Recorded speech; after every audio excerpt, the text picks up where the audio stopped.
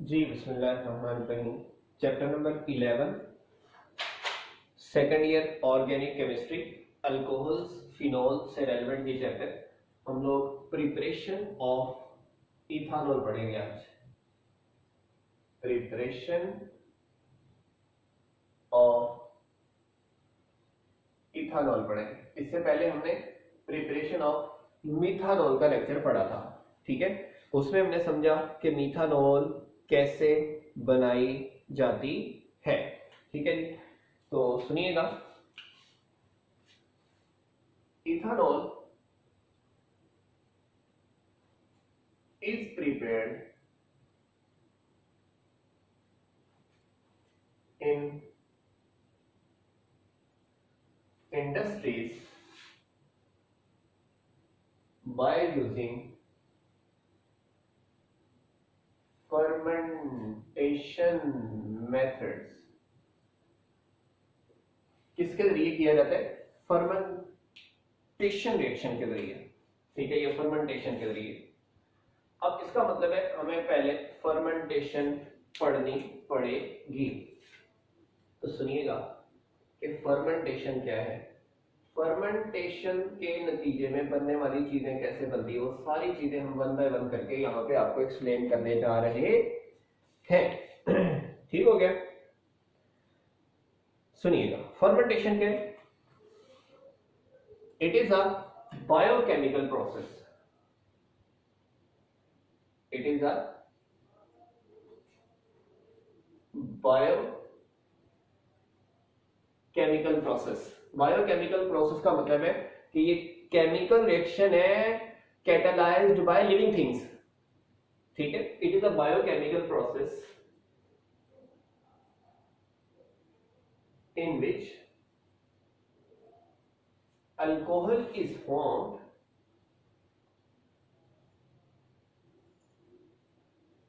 by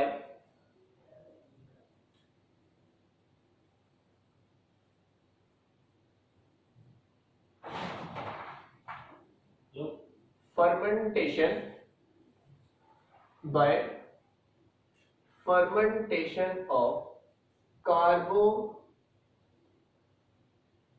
carbohydrates या carbohydrates से ये बनाए जाते हैं। कैसे बनाए जाते हैं? फर्मेंटेशन कह लें या रिएक्शन कह लें।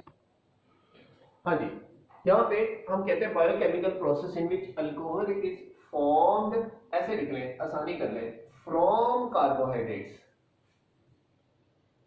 Formed from carbohydrates in the presence of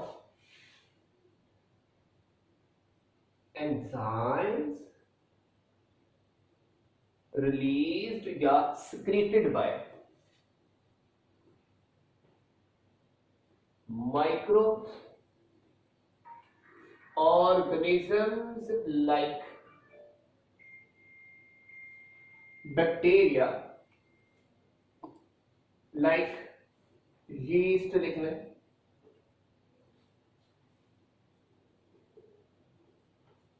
is called fermentation. जैसे हम लोग दूध से दही बनाते हैं, ठीक है, वो जाग लगाते हैं। असल में वो जाग का मतलब है कि दही के अंदर वो बैक्टीरिया मौजूद होते हैं जो दूध के अंदर नहीं होते। तो दही से वो बैक्टीरिया शिफ्ट करते हैं दूध के अंदर। वो बैक्टीरिया जो है वो एंजाइमेटिक एक्शन से उसे किसमें कन्वर्ट कर देता है? दूध में, दही में कन्वर्ट कर देता है। ऐसे ही हम लोग यहाँ पे जो कार्बोहाइड्रेट्स है, कार्बोहाइड्रेट्स का मतलब है ग्लूकोज वगैरह और ये सुक्रोज वगैरह, ये वो इस तरह की आइटम्स, इसको हम लोग अपना एंजाइम्स की मौजूदगी से, एंजाइम्स की मौजूदगी से अल्कोहल में कन्वर्ट करते हैं। और एंजाइम्स माइक्रोब्स से रिलीज होते हैं, माइक्रोब्स यानी कि माइक्रो ऑर्गेनिज्म से। तो वो उसकी एग्जांपल हमने आपको यीस्ट दे दी है, ठीक है। अब इसके लिए कंडीशंस नेसेसरी लिख लें या रिक्वायर्ड फॉर फर्मेंटेशन। जो इसके लिए कंडीशंस चाहिए, जो इसके लिए हालात चाहिए फर्मेंटेशन के लिए, वो कौन कौन से हैं वो जरा सुनिएगा। किन किन कंडीशन पे फर्मेंटेशन होती है, यानी कि कौन कौन सी साथ में सिचुएशन लगानी है। सबसे पहली फर्मेंटेशन की शर्त है कि ऑप्टिमम टेम्परेचर हो।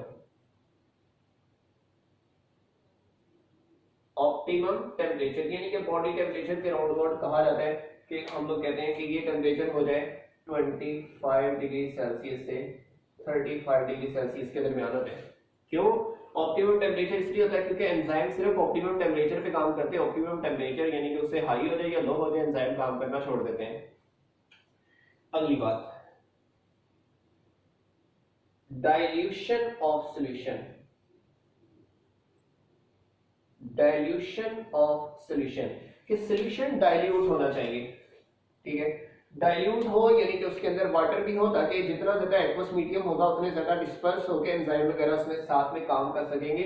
तो ये तकरीबन 5 टाइम्स हम डाइल्यूशन करते हैं कि अगर एक गिलास हमारे पास कार्बोहाइड्रेट्स और एंजाइम वगैरह का मिक्सचर का है ना, तो हमने उसमें 5 गिलास पानी के डालने 5 टाइम्स। इसके बाद प्रॉपर एरेशन। एरेशन आपको पता है ये अपना प्योरिफिकेशन के लिए जरूरी है और मिक्सिंग के लिए जरूरी है। मसलन हम लोग क्या कहते हैं कि हमारे पास इक्वेरियम होता है। इक्वेरियम में आपने वो देखा है वो पंप सा नीचे लगा होता है, वो क्या करता है बबल रिलीज करता है। तो वो बबल से पानी तो मूव करता रहता है और दूसरा उसके अंदर जो भी अपना फासिद मादे वगैरह हैं वो सारे फंसे हुए होते हैं, वो सारे निकल के सरफेस से बाहर किक आउट हो जाते हैं। सही हो गया। तो यहाँ पे प्रॉपर एरेशन चाहिए, उसका माहौल वगैरह सारा सेट हो।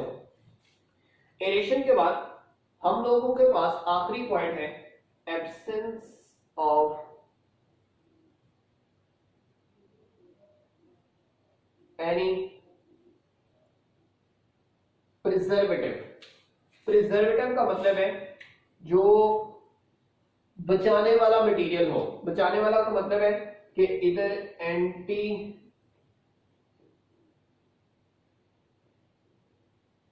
बैक्टीरियल और फंगल ये ना हो, यानी कि फंगस वगैरह किल करने वाला मटेरियल ना डाला हो और बैक्टीरिया वगैरह किल करने वाला मटेरियल ना डाला हो। क्योंकि यीस्ट क्या है, ये फंजाई है ना, ये फंगस होती है, ठीक है। अलजी और फंजाई होती है ना, जिसे उल्ली कह लो आप पंजाबी में कहते हो। फंगस लगी होती है जैसे ब्रेड के ऊपर लगी होती है ना, वो अलजी और फंजाई की किस्में होती हैं। तो वो फंगस ही है ये। तो अगर आप एंटी फंगल मटेरियल डाल दोगे जैसे वो स्प्रे यानी कि जैसे कोई क्या नाम से बोलते हैं स्प्रे जैसे करते हैं मच्छर मारने वाला, ऐसी कोई दवाई जो कीड़े मारने के लिए होती है, तो ऐसी कोई दवाई डाल दी तो वो हमारा कीड़ा जो एंजाइम रिलीज करेगा वही मर जाएगा। तो हमने फिर उसकी प्रोडक्शन तो कर ही नहीं पानी, तो इसलिए एक्सेस होनी चाहिए इसकी। कंडीशंस के बाद हम लोग इसका रॉ मटेरियल ढूंढते हैं कि कहां से ये बनाया जाता है, कौन कौन सी पॉसिबिलिटीज हैं कि ये हमें अचीव हो जाए रॉ मटेरियल। तो सुनिएगा,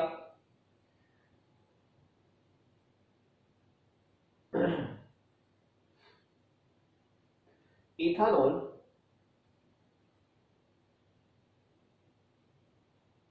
इन Pakistan is obtained by the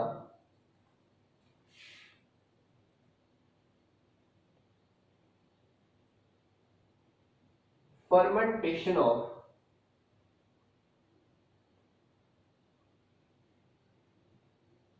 substances like, कौन कौन सी सब्सटेंसेस इसमें मोस्टली यूज की जाती है, जैसे स्टार्च है, जैसे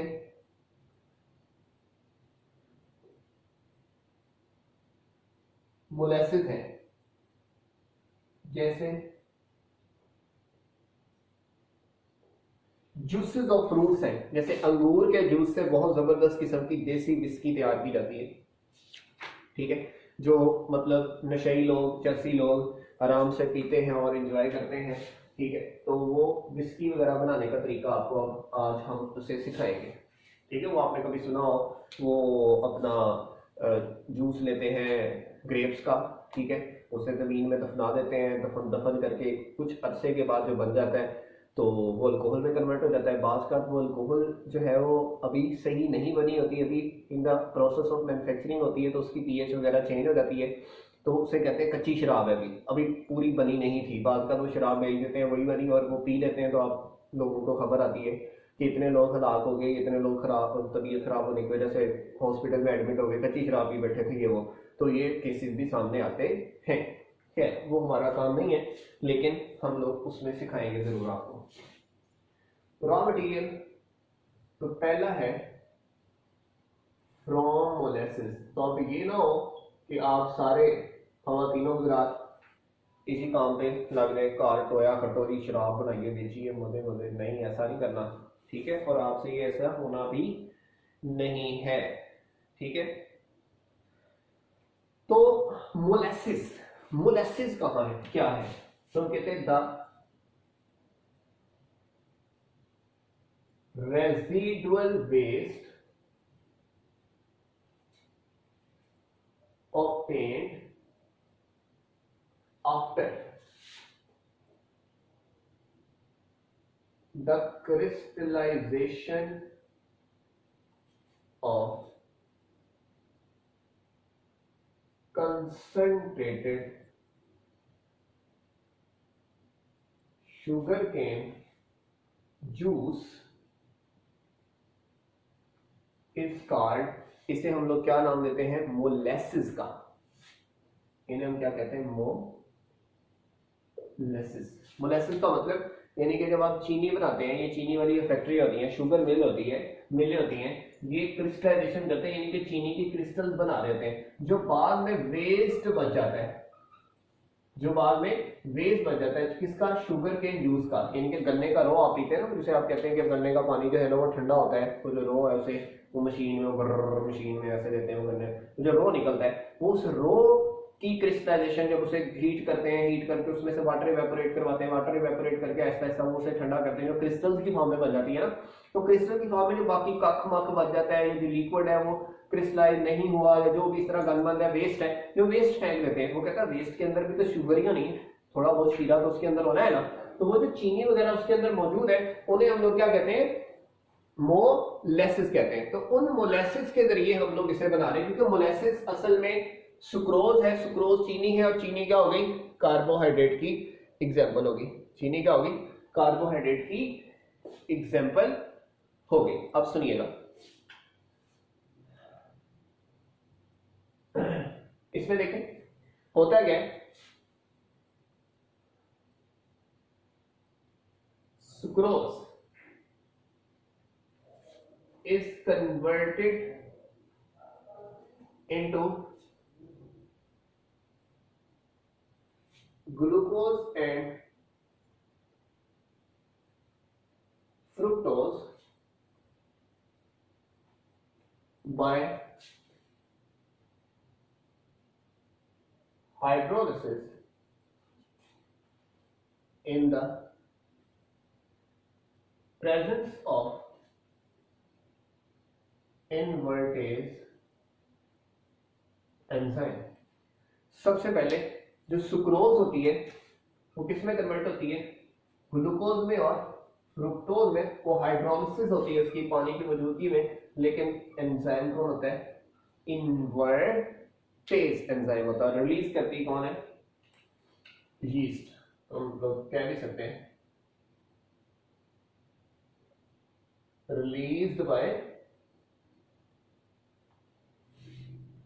यीस्ट, ठीक है। तो थ्योरी लिखना फर्ज एन है, C12H22 O11, इसमें वाटर डाला, बनेगा क्या, C6H12O6 C6H12O6। तो ये दो आइटम्स बनी है, दोनों सेम तरह की लग रही हैं। इधर एंजाइम कौन सा है जी,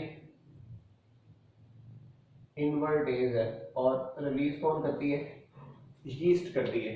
अब बात सुनने वाली है, ये एक है ग्लूकोज, और दूसरी है फ्रुक्टोज। इसका मतलब एक ग्लूकोज है, दूसरी फ्रुक्टोज है। ये असल में जो ग्लूकोज है ये होती है एल्डोज, एल्डिहाइडिक शुगर, और फ्रुक्टोज होती है कीटोज, और कीटोज जो होती है कीटोनिक शुगर होती है। हम वो वाले आगे फर्मेंटेशन में काम नहीं आती, हमारे पास सिर्फ और सिर्फ एल्डोज काम आती है, हमारे पास सिर्फ और सिर्फ एल्डोज काम आती है। ठीक है, अब सुनिएगा।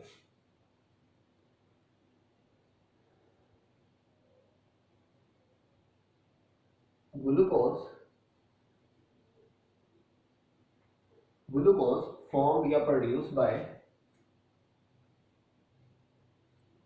या form is fermented to ethanol by the action of diastase enzyme। कौन सा एंजाइम? सॉरी, डायस्टेज नहीं आता, जाइमेज एंजाइम। जाइमेज एंजाइम। तो जाइमेज एंजाइम इथानॉल बनाता है, कहां से? ग्लूकोज से। तो अभी देख लेते हैं कैसे बनेगा। ये हमारे पास सिंपल सी थी C6H12O6। ये वाटर की मौजूदगी में तोड़ा है ना, तो वाटर की वजह से इसे क्या कह रहे हैं? हाइड्रोलिसिस। क्योंकि ये डाइसेक्राइड है, इससे ये मोनोसेक्राइड बने। तो याद रखें, ये जो डाइसेक्राइड है sucrose, it is a disaccharide of glucose and fructose. ठीक है। फिर यहां पे ये कन्वर्ट होगा C2H5OH में, और साथ में CO2 बन जाएगी। साथ में क्या बन जाएगी? कार्बन डाइऑक्साइड बन जाएगी। और यहां पे देखो भाई, एंजाइम कौन सा होगा? जाइमेज। जाइमेज एंजाइम होगा रिलीज्ड बाय किसके? यीस्ट के। तो यीस्ट उसमें जो फंगस छोड़ी गई है वो एक एंजाइम थोड़ी ना रिलीज करती है, वो तो बहुत ज्यादा एंजाइम रिलीज करती है। तो बहुत ज्यादा में से हमारे पास जो है, एक यीस्ट ने इन्वर्टेज किया, इन्वर्टेज किसको? सुक्रोज को पकड़ के उसकी हाइड्रोलिसिस कर देगा। तो फिर जो ग्लूकोज बनी है, जो यहाँ पे क्या बनी है? ग्लूकोज बनी है। तो ग्लूकोज से क्या तैयार हो गया हमारे पास? इथानॉल। अब एक सोर्स था मोलेसिस, वो हमने पढ़ लिया कि मोलेसिस से ऐसे बनती है। अब दूसरा सोर्स है फ्रॉम स्टार्च। तो स्टार्च भी तो कार्बोहाइड्रेट है ना, पॉलीसेकेराइड है। तो उस पॉलीसेकेराइड को हम डाइसेकेराइड में, डाइसेकेराइड को हम लोग मोनोसेकेराइड में कन्वर्ट कर लेंगे। अब सुनिएगा, starch is a polysaccharide which is hydrolyzed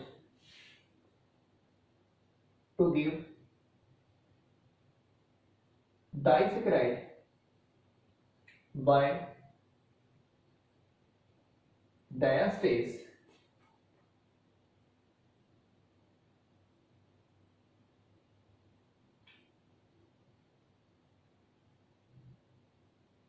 to give maltose,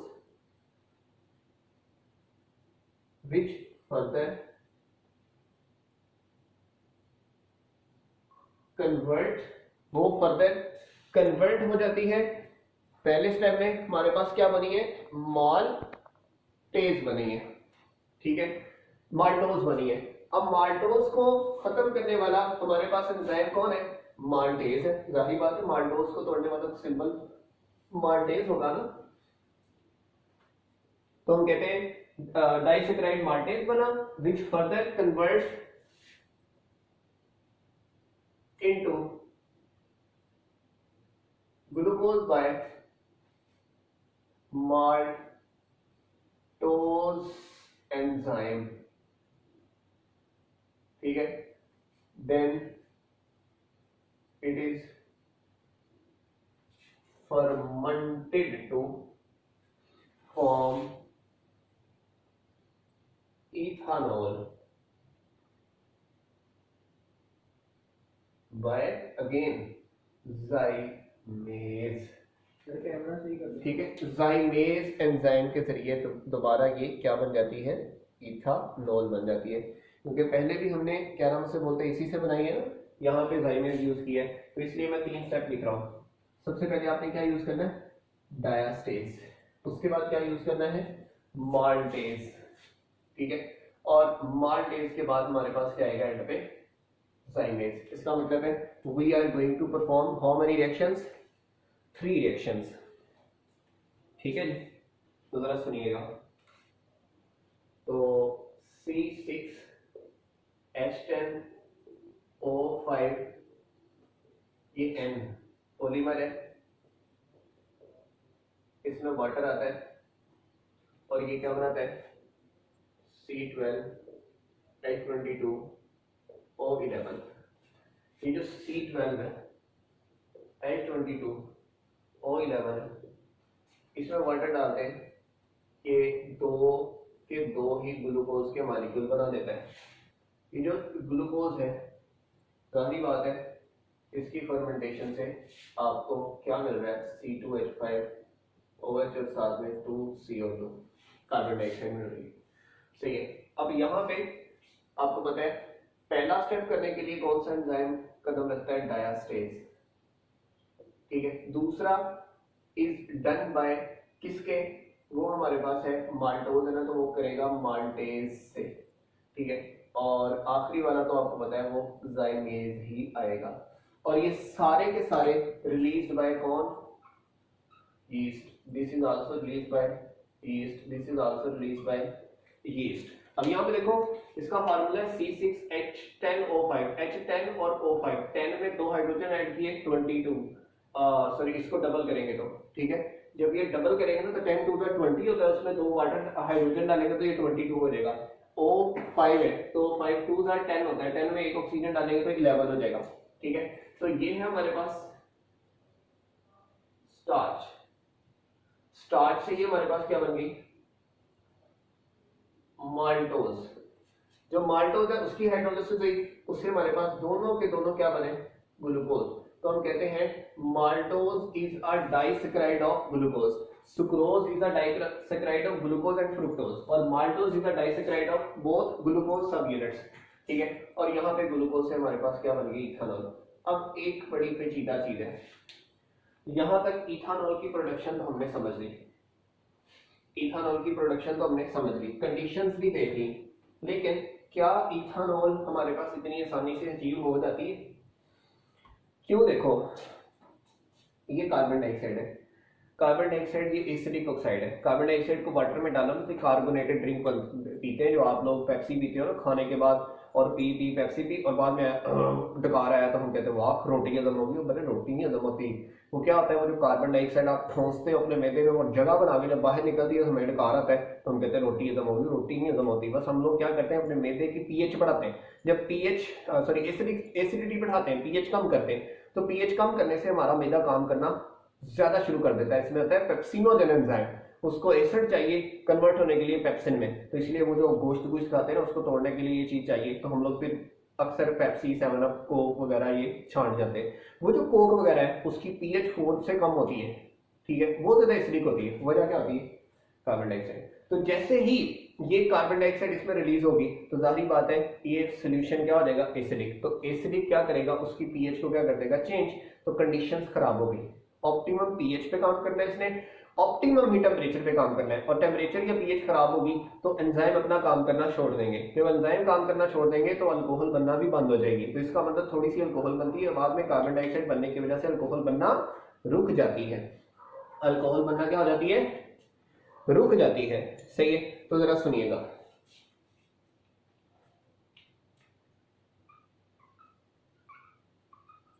obtaining alcohol,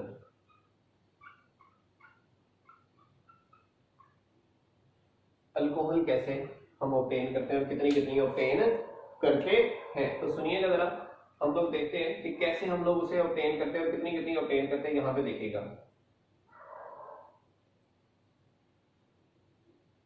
we can only obtain alcohol up to 12% and never exceed from 14% because after this limit, क्योंकि अल्कोहल खुद भी तो एसिडिक है ना, खुद भी तो एसिडिक है, जैसे सेपरेट में वो एसिडिक होती है तभी तो ये पॉइजनस होती है ना। Because after this limit solution become acidic, so enzymes stop to do their work, stop to do their work। solution क्या हो जाता है, एसिडिक हो जाता है।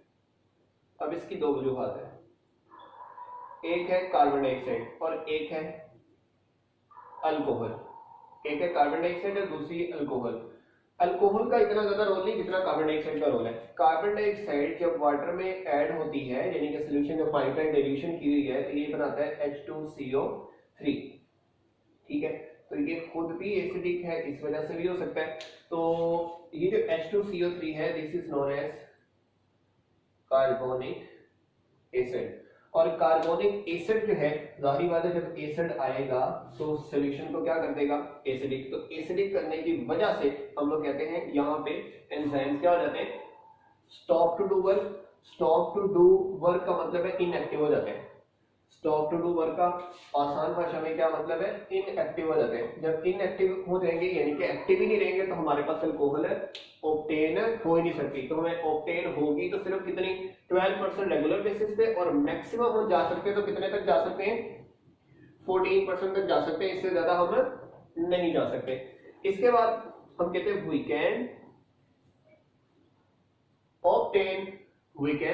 Obtain alcohol up to 95%, which is called rectified spirit by distillation of solution mixture। इस solution mixer की क्या करते हैं, डिस्टिलेशन कहते होते हैं बॉइलिंग पॉइंट की बुनियाद पर अलग करना। तो रेक्टिफाइड सेपरेट बनाने के लिए हमें उसकी क्या करनी पड़ती है, डिस्टिलेशन। तो जो 12% अल्कोहल हासिल हुई है उसकी डिस्टिलेशन करेंगे तो डिस्टिलेशन से पानी उड़ जाएगा, अल्कोहल बाकी रह जाएगी, या सॉरी अल्कोहल उड़ जाएगी, पानी नीचे रह जाएगा। तो अल्कोहल और दोनों को एक दूसरे को अलग करना है on the basis of boiling point. ठीक है, क्योंकि आपको पता है जो हमारे पास है इथानॉल और जो हमारे पास है वाटर, तो इथानॉल का है बॉइलिंग पॉइंट 78.1 डिग्री सेल्सियस और वाटर का है 100 डिग्री सेल्सियस। तो इसलिए सबसे पहले डिस्टिल कौन होगी, इथानॉल। सबसे पहले डिस्टिल्ड कौन होगी, इथानॉल होगी। तो इथानॉल की हमारे पास क्या हो जाती है, डिस्टिलेशन। तो इथानॉल की डिस्टिलेशन से हम लोग प्योर इथानॉल तकरीबन 95% तक हासिल कर लेते हैं। चैप्टर नंबर 9 फर्स्ट ईयर में आपने पढ़ा है कि इथानॉल और वाटर का मिक्सचर नॉन आइडियल है, इसे 100% को सेपरेट कर नहीं सकते, इसलिए 95% पे आके कांस्टेंट हो जाती है। हम इसे 100% के राउंड लेके जाना चाहते हैं, तो वो कैसे लेके जाते हैं, 99.9% ethanol called absolute alcohol can be obtained by dry distillation of alcohol in the presence of calcium oxide. ये जो कैल्शियम ऑक्साइड है ना, ये वाटर एब्जॉर्बर है। कैल्शियम ऑक्साइड है, ये क्या है, मॉइस्चर एब्जॉर्बर है। अब ये कैल्शियम ऑक्साइड क्या करेगा, उसमें से वाटर एब्जॉर्ब कर लेगा। वाटर एब्जॉर्ब करेगा तो वाटर उसमें से निकल जाएगा। डिस्टिलेशन में कोई वाटर के जाने के चांसेस नहीं है। जब वाटर के जाने के चांसेस नहीं है तो सिर्फ अल्कोहल के जाने के चांसेस है। तो अल्कोहल जाएगी, वाटर है नहीं जाएगा, वाटर उधर ही रह जाएगा। इस वजह से हमें कितने % अल्कोहल मिल गई, 99.9%। अब हम कहते हैं ये अल्कोहल बन गई है, तो ये तो सिपरेट वगैरह बनाने के लिए कोई इंपॉर्टेंट काम करने के लिए यूज हो जाए ना, सॉल्वेंट के लिए यूज हो जाए, या सबसे ज्यादा जो है ना होम्योपैथिक वाले अल्कोहल यूज करते हैं। ये जो गोलियां नहीं होती, वो छोटी सी होती है, ऐसे डब्बी में ड्रॉप डालते हैं, सबसे ज्यादा अल्कोहल उसमें यूज होती है, तो यानी कि प्योर फॉर्म में वो यूज करते होते हैं दवाइयों का इफेक्ट बढ़ाने के लिए। उससे अगर हमने दूसरा इफेक्ट यानी कि वो अल्कोहल को लेकर पी ले या इस तरह, इससे बचाने के लिए हम लोग उसे बचाने के लिए किसमें कन्वर्ट करते हैं, डीनेचरिंग कर देते हैं कि ताकि पीने के काबिल ना रहे। ठीक है, वी एड 5 to 10%। हम क्या करते हैं 5 to 10% क्या क्या ऐड करते हैं, मीथानॉल डाल देते हैं। क्या डाल देते हैं, मीथानॉल डाल देते हैं। ठीक हो गया, मीथानॉल डाल सकते हैं, एसीटोन डाल सकते हैं, या फिर पायरिडीन डाल सकते हैं। इन तीनों में से ये तीनों हम लोग यूज कर सकते हैं, तो मीथानॉल, एसीटोन या पायरिडीन। ठीक है,